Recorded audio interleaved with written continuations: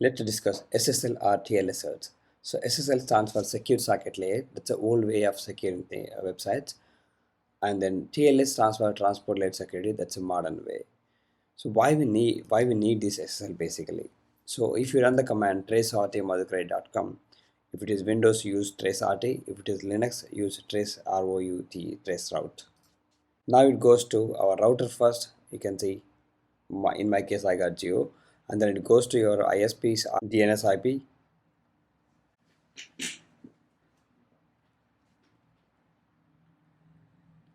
and we call this basically hops. Then at the end it reaches your server. So what happens if you visited for instance madhukari.com without HTTPS? So basically HTTP stands for hypertext transfer protocol, and that's a plain text protocol. Plain text means if you enter username password in that website, and then someone can sniff it. So maybe your home router, if someone stays in network, maybe your ISP, so they can have a look on it and they can see this because it's a plain text. So that goes same as Madhu and Secret 123. So that's called man in the middle attack, and then it reaches server, and once it comes back in the plain text, so they can see everything whatever you can do on that website. So that's why we use HTTPS. HTTPS, the S stands for secure. That's hypertext transfer protocol, secured one. So basically it's encrypted. So if you visit this website, for instance, you can see here, and if you click on here, you can see certificate details. So basically server is going to send public key. I'm going to explain how TLS works as well. Here you can see here as well. So basically who gives the certificate?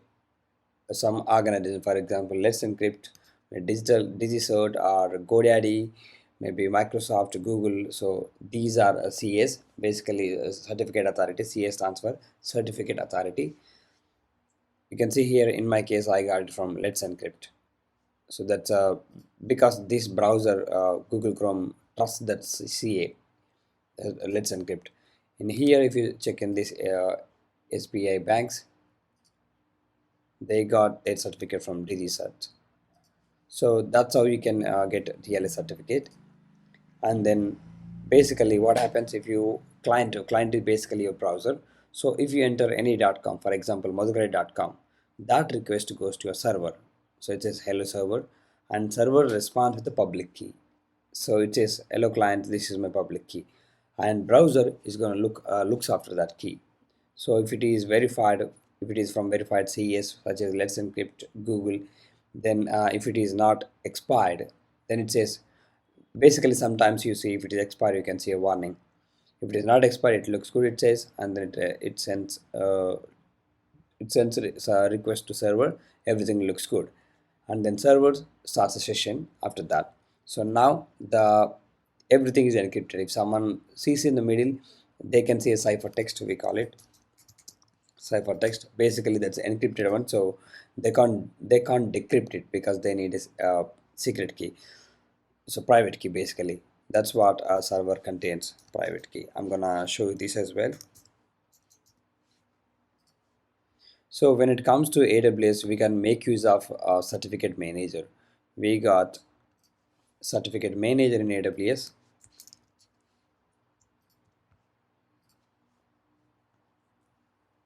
So here you can request for certificates. Basically what we're going to achieve this with these SSL or TLS certs. So you can get encryption, so no one can read the data, and authentication. So because you know who you are talking to, because this if you visit this madhukari.com for instance, if you don't use proper certificate, for instance you got someone else certificate, maybe example.com, if you're going to use it on this server, just our browser is going to warn it.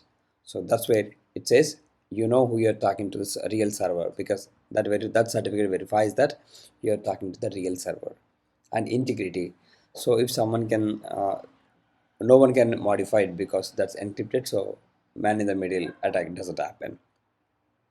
So you can use this as certificate manager in AWS. So that's ACM, AWS certificate manager. So you can use these certificates with CloudFront, CDN, and then load balancers you can use with and then you can use with the API gateway as well. So how you're gonna get this certificate? First go to certificates and then click on request certificate. Then you can give your domain. So in my case, I do have AWS 365.shop. You can request for wildcard domain as well, AWS 365.shop. So, and then click on, you can choose different methods. So DNS validation, that's recommended and quick. So earlier we didn't have this export option. So even you can export the certificate and you can use the certificate outside as well, outside AWS. But it's gonna be, it's gonna cost you, it's gonna cost you. So click on that and request.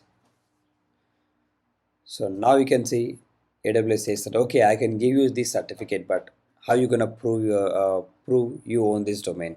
Because you can type apple.com and Microsoft, you can put any.com. So you need to prove it, right? So it says pending validation. So if you are the owner of this website, this domain, just go to your DNS and let's create a CNAME type record with this value. So it's gonna ask you. Then you need to go to your DNS provider and you can update these values. So in my case, I do have this domain at Route 53 hosted zone has. Then I can simply click on here, create records in Route 53. So it's automatically gonna add. So at the moment I do have only 2 records. Once I click on create records, now you're gonna see more records. So now it added CNAME record with this value, and then once it is updated, this ACM knows that it verified and it's gonna issue. It says type Amazon issued. We're gonna do import as well. I'll explain that as well. So it says pending validation. So this is how you can request for this certificate. So earlier we have seen this diagram. So basically there are two types of encryptions. One is symmetric and another one is asymmetric. So basically symmetric uses same key for encryption and decryption, but asymmetric uses different keys for encryption and decryption. So basically our TLS uses both. In the initial stage, it's gonna use asymmetric. Basically it's gonna send the public key to the client and then it verifies with the private key, and then later once they are okay with that connection, they're gonna have a session that's encrypted with a single key. So that's why, just remember this one, TLS uses both asymmetric and symmetric encryption. Now let's jump back. So if you refresh here, now it says issued, status issued. So this certificate you can use with load balancers. And then how you gonna, maybe you purchased this TLS certificate from at GoDaddy or maybe Digis or somewhere else, and then you want to use this in AWS. How you gonna use? So in that case, you can import that certificate. So for this demo, what I'm gonna do, I have this machine.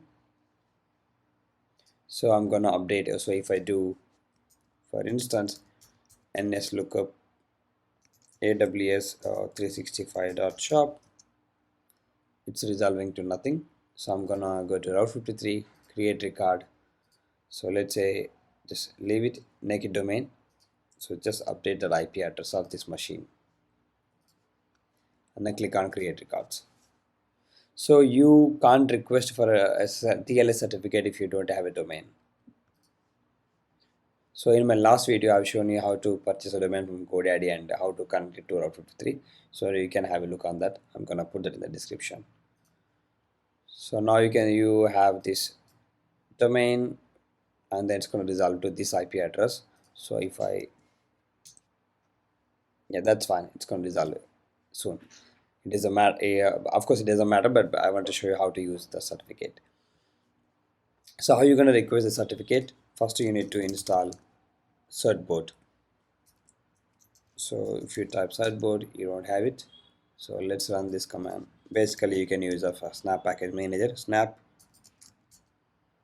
install Certbot, you need to supply hyphen classic, because if you enter, it's gonna ask you to add hyphen classic at the end.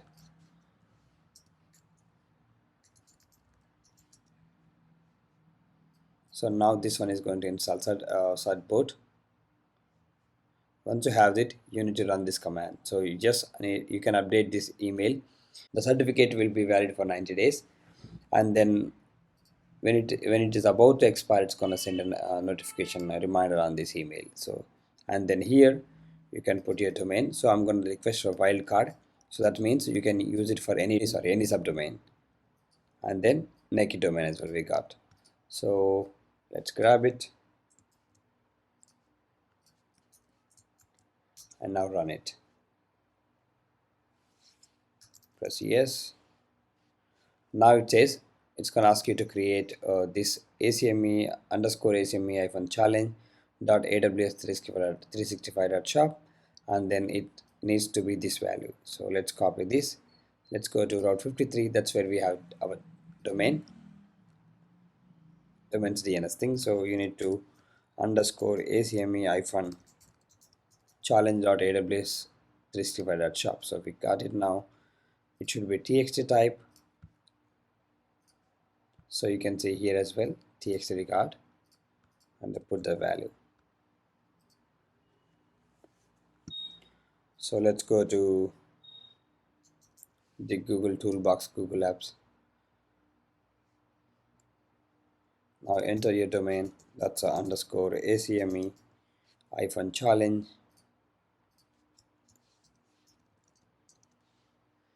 That's AWS 365 dot shop, not dot com. So now it's PAS. So that's ending with PAS. That looks good. Press enter. Now it's gonna ask you to create one more txt record. Copy it.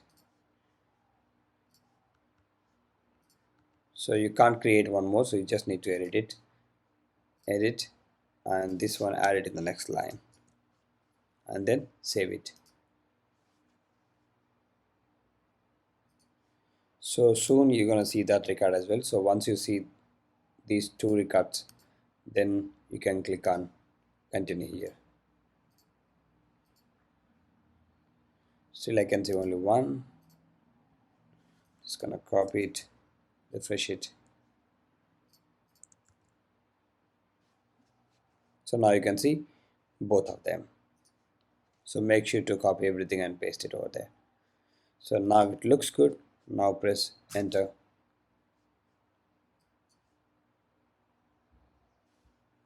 Now we got these certificates. So full chain.pem and private key.pem. So I'm just gonna get this. So if you go to this ACM, click on import. Now you can see certificate body, certificate private key, and certificate chain optional. So this is a CRT. Let's carry it out.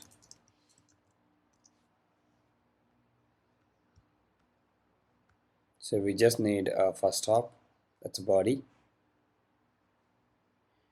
Include these hyphens as well. So let's paste it here, and then private key.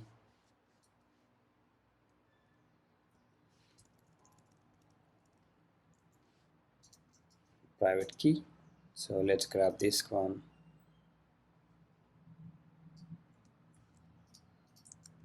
Certificate body. So you can grab that full chain.pem, that second part. So from here till here, that's basically second half from in full chain.pem. So now click on input. So that's been done. If you go to certificates, refresh it. Now you got two certificates. This is wildcard imported. Of course you can get it for no and naked domain as well. So you can see other one was it's been issued by Amazon, so, but this one you can see imported. And then these certificates you can make using so what I'm going to do, I'm going to keep these certificates. So In the next video, I'm going to discuss load balancers. That's where I'm gonna use these certificates. For this video, we already got these certificates in our machine, so I'm just gonna install Nginx just to show you how it works. Apt install Nginx-y, and then we need Nginx configuration. So let's say we have these keys at this location, so the configuration part, I'm going to use ChatGPT. Nginx config file for AWS 365.shop.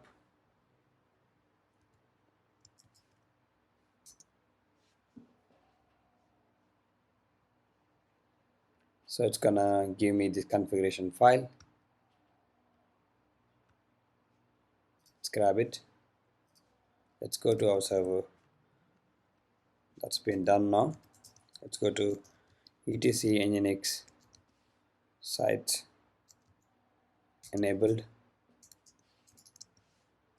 So I'm gonna create, for instance, AWS 365.shop. You can put anything.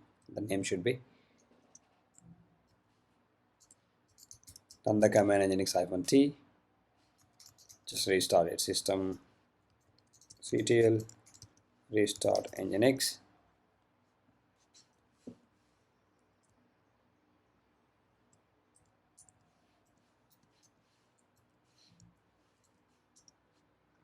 That looks good now. If you type AWS 365.shop, let's verify this.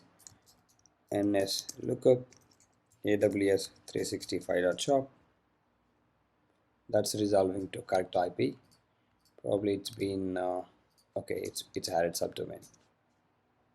So now you can see. Of course, the reason for that. So you need to go to where www.html.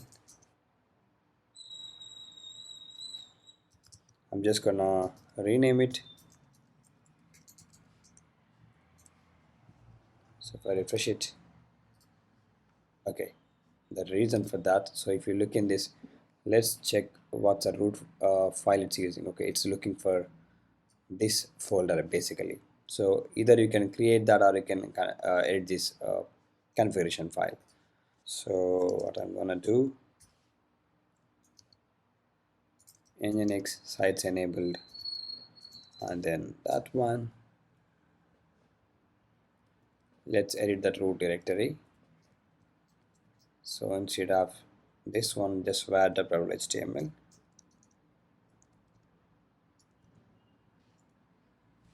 That looks good now.